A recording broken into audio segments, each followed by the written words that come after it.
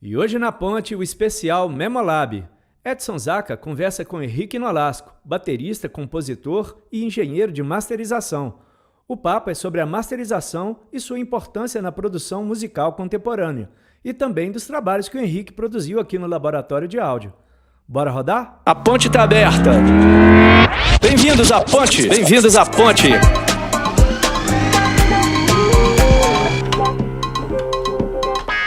Senhor Henrique Nolasco,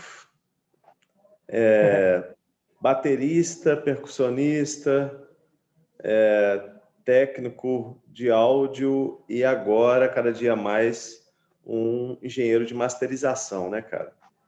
Então, com trabalhos, você tem feito vários trabalhos, inclusive para a gente ali no Laboratório de Áudio. A gente tem alguns trabalhos em que você finalizou como engenheiro de master, né? E... inclusive da minha banda Seu Juvenal, o último disco, tem a sua masterização, né? Depois de ter passado pela mixagem do Liciel Franco, e que foi um casamento muito legal, assim, a sonoridade final, acho que a forma como você fez o fechamento foi admirável mesmo, sua técnica e tal. Então, de repente a gente pode começar falando, cara, do final, que é mais ou menos assim, você antes trabalhava lá no estúdio como músico, agora você está como engenheiro de masterização. Vamos falar desse final. Como é que você caiu para master, cara? O que você pode falar sobre isso para a gente, para as pessoas que estão nos escutando agora? Boa noite a todos, bom dia, boa tarde. Obrigado pelo convite, Zaqueira. É engraçado, né, esse negócio de os caminhos que as coisas vão percorrendo, assim. Eu, assim, sempre, eu gosto de fazer ajustes finos nas coisas. Eu tenho essa mania de fazer ajuste fino, seja na hora que vai fazer café, na hora que vai fazer uma comida ali na cozinha e tal. Às vezes na hora de afinar um instrumento musical, eu me atento às vezes nos detalhes que para muitos pode passar como uma frescura ou algo do tipo.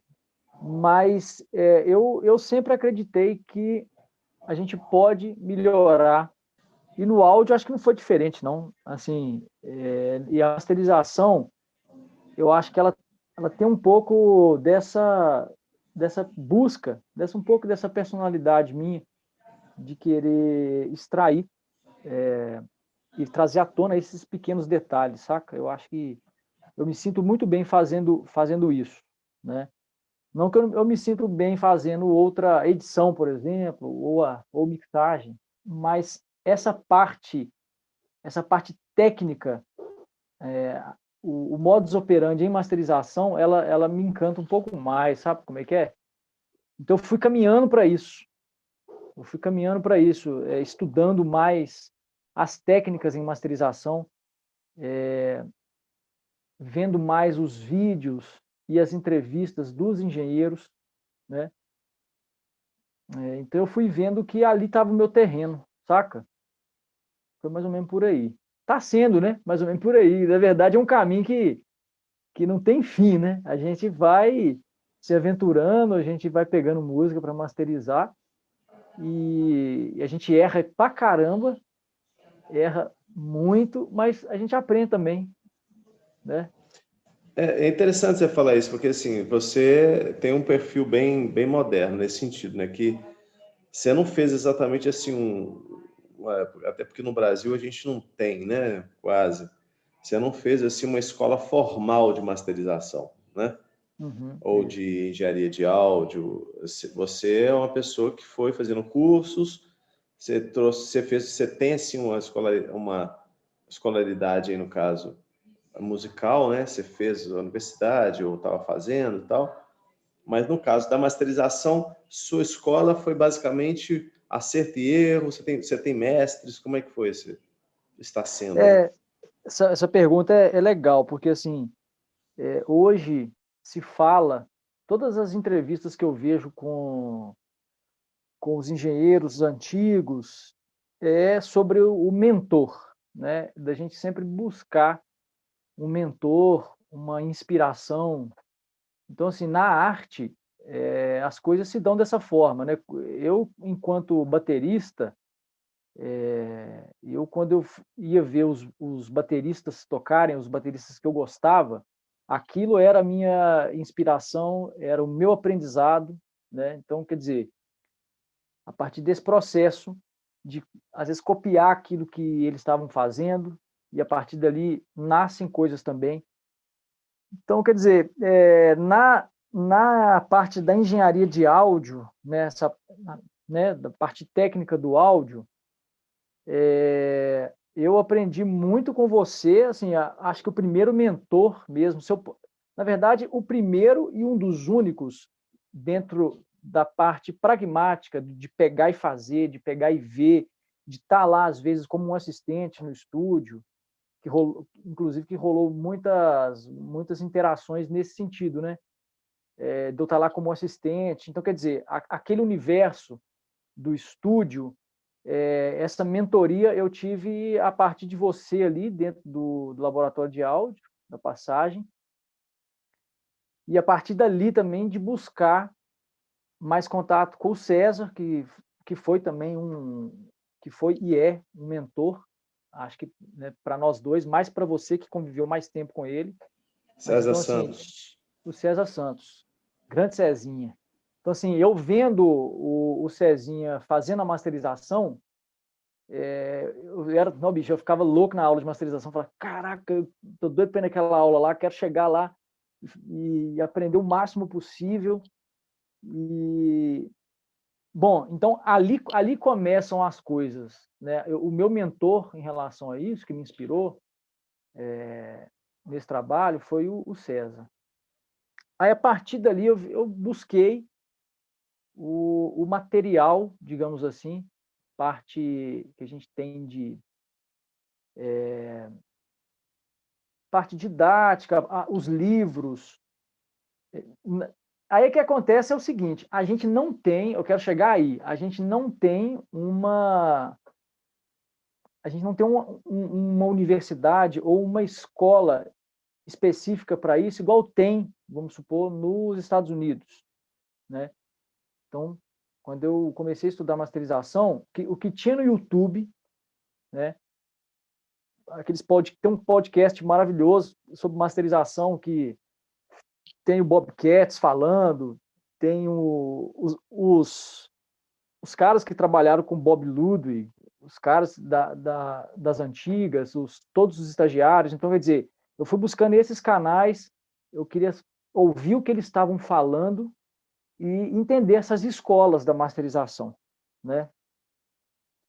E tá assim, até hoje. Hoje a gente tem mais contato, inclusive agora, nesse período de pandemia, os engenheiros de masterização eles estão falando mais, eles estão vindo mais nas redes sociais, né? Tem aí, posso citar vários, tipo o Brandon Duff, que trabalhou no Brasil como engenheiro de mixagem, voltou para os Estados Unidos e faz masterização hoje, sobretudo. E ele sempre abre uma caixinha com uma pergunta, então é um cara super acessível da gente conversar. O André Dias, o Gargel, né? O Gargel sempre está, inclusive, na plataforma Audio Workshop, falando sobre masterização, tanto a parte técnica quanto da parte artística. Então, quer dizer, hoje a gente tem um material legal. Hoje, eu diria que tem uma vertente no Brasil assim que estuda masterização, técnicas, e apresenta um material de estudo, né, específico para isso. É interessante, né? Porque a gente, como o César Santos, ele sempre diz, né, que, de certa forma, o nosso mercado aí de engenheiros de mixagem, gravação, master, ainda está se formando, né? Embora a gente já tenha uma tradição, a gente, como realmente um mercado profissional aí organizado, né? Está acontecendo agora. E então, nesse sentido, o seu trabalho, eu acho que é um trabalho muito importante, cara. Porque a gente, aqui na área, porque de certa forma você é o primeiro técnico aqui da região dos Inconfidentes, visto como um engenheiro de master, né? A gente tem os faz-tudo. Né? Eu me enquadro, de certa forma, nesse lugar. Eu sei que você também é, de certa forma. A gente tem que estar sempre fazendo tudo, né, cara? Temos que tocar, temos que gravar, temos que mixar, temos que masterizar, temos que compor, temos que... Né? Mas assim como eu tenho a minha predileção pela mixagem, eu percebo isso em você, né? Mas engenheiro de mixagem tem alguns. Engenheiro de master, que eu saiba, é só você. Talvez tenha outro aí que eu nem estou sabendo. Não sei se você conhece outro engenheiro de masterização aqui nessa região. Assim, legal você falar isso, porque a masterização, assim, eu acho que todo mundo, Zaca, pode mixar, né? Pode entrar para o mundo do áudio, pode masterizar. Existe, às vezes, um pouco esse lugar que se coloca a masterização. Muitas das vezes, as pessoas não sabem bem o que é, né? Não dentro da etapa, né? Porque dentro da etapa é a última etapa do processo de uma produção fonográfica, ou então, papapá. Mas, assim, às vezes, a pessoa fica assim, não, mas o que acontece mesmo dentro dessa última etapa, né? De fato, o que acontece? Então, até te peço, assim, para as pessoas que estão vendo, não sendo muito técnico, o que acontece, afinal de contas, nessa última etapa, na masterização? Que é algo que realmente é uma dúvida que os artistas têm aos montes. Sim. Ô, Zaqueira, esse polimento final que a gente dá para as coisas relacionada à estética artística, né? Esse polimento final, de chegar ali, pôr a cerejinha do bolo, de chegar e confeitar, às vezes, o bolo, ou você prepara um prato, uma refeição, então você pensar que aquela refeição vai ser colocada num prato que vai dialogar com a mesa que está ali, o talher, enfim, fazendo uma analogia com a culinária, né? Ou então fazendo uma analogia com a fotografia, eu vou começar por aí, né, ou com a pintura, né, com as artes visuais, de você tira uma foto e depois que você tirar a foto, você pode dar um tratamento final para ela, de você ajeitar o brilho, o contraste, né, fazer esses ajustes finos na imagem. Hoje em dia, dentro do Instagram, quando a gente tira uma foto e posta, ele nos dá essa possibilidade de fazer um ajuste fino visual, né, da gente manipular a nossa imagem. Então, na masterização, eu faço isso, esse ajuste fino, usando equalização, compressão, às vezes excitador, transientes, design, que é uma ferramenta específica para, de repente, trazer mais transientes e tal. Enfim, eu faço uso dessas ferramentas para fazer este ajuste fino, né? Porque às vezes tem vamos falar do álbum do Seu Juvenal. Acho interessante a gente entrar nele, porque tem uma música que dentro de um álbum, né? A gente pensando em álbum, né? A masterização ela tem também dentro dos seus processos técnicos, é de fazer com que as músicas soem dentro de uma tonalidade, né? Elas têm tonalidade no sentido de cor, né? De coloração, né? Que as músicas dentro do álbum, elas tenham essa aparência de coloração entre elas. Porque às vezes uma música está mais aberta do que a outra, às vezes está muito mais brilhante do que a outra. Então, quer dizer, com esses pequenos ajustes, a gente faz elas terem essa cola, como é que eu posso dizer? Esse amálgama, né? Entre elas, né? Então, na masterização é isso. Eu faço pequenos ajustes de equalização, de compressão, para potencializar o máximo possível ela, né? Musicalmente falando, fazer com que ela me emocione mais. Eu acho que a parada é essa aí, né? Fazer com que ela me emocione mais, dentro do ponto de vista artístico, e do ponto de vista técnico, fazer com que ela soe da melhor forma possível para onde ela vai ser mandada. toda vez que é mandado para a plataforma de streaming, a plataforma tem os seus níveis de loudness, que a gente chama, para ela não poder sofrer nenhum tipo de normalização. Então, quer dizer, tem esses níveis técnicos. Vinil também tem um nível técnico, televisão, a master também tem essa questão da normalização a ser seguida, né? Então, é basicamente isso. Não, legal. Só que é aquela história, na hora que a gente chega para o cliente, né, cara, e vai falar, explicar para ele, e é muito comum aonde a gente se situa, né, Lolasco? A gente trabalha com clientes, às vezes, extremamente leigos, né? Então, eu tenho utilizado, geralmente, assim, eu utilizo basicamente a sua última fala. Eu falo para eles assim, olha, é muito importante, muito complexo, mas resumindo tudo, com a masterização, a sua música vai ser muito bem escutada no celular, ela vai ser bem escutada no carro, ela vai ser bem escutada na TV, ela vai ser bem escutada em todos esses lugares aonde, nas plataformas digitais, ela prepara, né?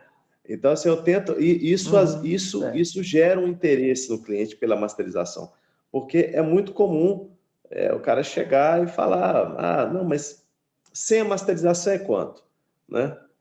E você tem que convencê-lo, e eu vejo que essa argumentação é uma argumentação e não é mentira, né? Mas é apenas um dos fantásticos elementos aí da masterização. Pois é, posso só fazer um parênteses aqui, que é o seguinte. Claro.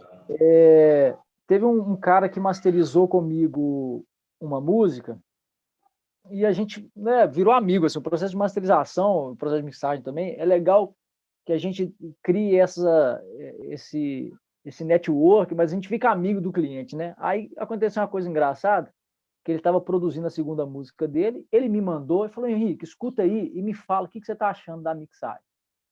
Aí mandei as minhas impressões, falei, eu acho isso, isso e isso, já está aí praticamente a ponto de masterizar, tá? Pode sentar puro. Ele falou, massa demais, só que eu esqueci de falar com você um negócio, Henrique. Falei, que foi, cara? Não é você que vai masterizar, não. Eu queria mandar para fulano de tal masterizar. Eu falei, cara, não tem problema nenhum. Isso não é, né, maravilha, porque é um estilo rap, né, no caso. Ele falou, esse cara já trabalhou com outras pessoas que fazem rap também, ele fez masterização para fulano, ciclano, e vai ser um network para mim também entrar em contato com ele. Eu falei, bicho, você tá certíssimo, beleza.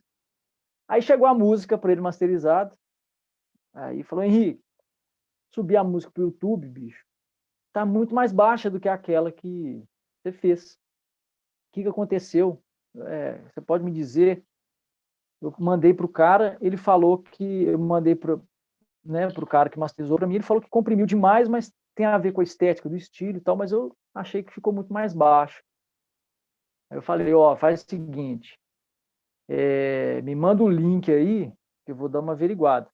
Aí no próprio YouTube tem como você ir lá, né, ver quanto que o YouTube abaixou da sua faixa, né, lá no Estatísticas para Nerds. YouTube tinha baixado 45% do volume. Aí eu mandei para ele, o YouTube baixou 45% de volume da sua faixa nova agora. Aí mandei que eu tinha feito, o YouTube não tinha baixado nada. Então eu falei, por isso que a sua está soando mais baixo. Ele comprimiu muito, deixou num volume bem bacana para você escutar aí na sua casa, mas a plataforma hoje não funciona assim, né? Plataformas de streaming você tem, de certa forma, que ter um controle desse loudness. Não significa que a gente tem que seguir a risca, né? Mas a gente tem que saber como que ela vai comportar lá dentro, né? A sensação de volume, a sensação de abertura, a questão dos transientes, do fator de crista. Então, quer dizer, tem uma série de parâmetros que faz com que a música também faça soar mais alto na plataforma. Não é simplesmente você comprimir tudo e tacar lá dentro. Isso já era. Tem disso mais, né? Então, assim, eu tento explicar isso para cliente também, né? A gente tem que explicar. Exato. Como é que o cliente gosta? Música alta.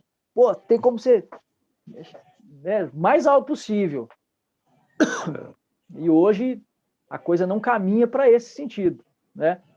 Inclusive, eu estava lendo outro dia que futuramente os dispositivos móveis eles vão ter a capacidade de controlar a intensidade da música em tempo real. Quer dizer, eu estou escutando uma música aqui na rua, passa um carro, quer dizer, passou um ruído perto de você, o celular ele automaticamente aumenta a música e na hora que passa o ruído externo ele abaixa, né? É um sistema que existe hoje em carro, que é o sistema da Bose, e o Bob Katz fala, ó, futuramente é isso. Futuramente vai rolar isso. Então não precisa de ter super compressão, não precisa de a música estar soando lá no alto. Pelo contrário, a gente vai precisar de ter dinâmica, né? Macrodinâmica, né? Que a gente chama. E que bom, né? Porque aquela guerra de volume, aquele load nos war lá, estava insuportável, né? Muito disco bom, você não conseguia escutar mais de 2 músicas seguidas, seu tímpano já estava cansado já de vibrar daquela forma comprimida e sem espaço para respirar, né? cara, o limiter, ele deixa artefato, assim, você percebe a distorção que ele deixa muita distorção, né? Se você escutar uma mix e uma master comparando uma coisa com a outra, você vê que tem muita distorção ali. Exatamente. E eu queria só falar um pouco sobre a questão sua. Você é um dos caras que... Você é um compositor que não se considera compositor, né? Pelo que eu conheço, não sei se você mudou a opinião sobre você mesmo, mas você é um compositor que não se considera compositor e eu adoro as suas composições. Um compositor que não compõe, né? Mas você compôs naquela trilha sonora que a gente fez, né? Que foi a dos Contos da Passagem. E ali vai ser uma das faixas que a gente vai colocar no final da nossa conversa, para quem quiser escutar, vou escolher uma delas e colocar ali. Já faz muitos anos que a gente fez, foi talvez o nosso primeiro trabalho, nós dois juntos, assim, um trabalho inteiro, né? E a gente compôs, então, aquela trilha. E você ali ainda pré-fase sua de técnico, né? Então, você estava ali como baterista, percussionista, utilizando o seu corpo como um todo, né? Você usou a sua percussão corporal, você colocou voz, você pôs muita coisa ali e compôs algumas músicas. Você lembra, cara, dessa época lá? Você lembra mais ou menos como é que rolou? Minha memória é de peixe, sabe, bicho? Eu tenho que escrever muitas das coisas, porque, bicho, nossa, minha memória é muito fraca. Mas eu lembro, sim, cara, você me forçando a compor. Muito bom. Cara, aquilo foi muito legal. Aquilo foi legal demais, cara, porque assim é uma composição ali que mais tarde é engraçado, né? Como é que é a coisa? Aquilo ali me serviu de base para os trabalhos da TV UFOP, por exemplo, né? Porque a TV UFOP, eu trabalhei lá como técnico, mas muitas das coisas que a gente fazia lá era criação de trilha, sound design, né? Então, quer dizer, dentro de musicalizar aquela trilha sonora, a gente trabalhou com sound design, né? A gente mexeu ali nas garrafas. Então, quer dizer, foi um estudo. Ali, literalmente, foi um laboratório que, a partir de experimentações sonoras, veio muita coisa legal. Então, quer dizer, eu acho que o espaço do estúdio sendo usado dessa forma, você tira umas paredes, né? Assim, o estúdio tem várias funções, dentre elas você vai lá, senta, grava com um clique uma faixa, tal, beleza. Mas essa do laboratório, de você poder experimentar, pô, isso é fantástico, assim. É um trabalho que eu lembro com muito, muito prazer, por ter tido esse caráter, né? E eu sou percussionista gosta de experimentar, né, bicho?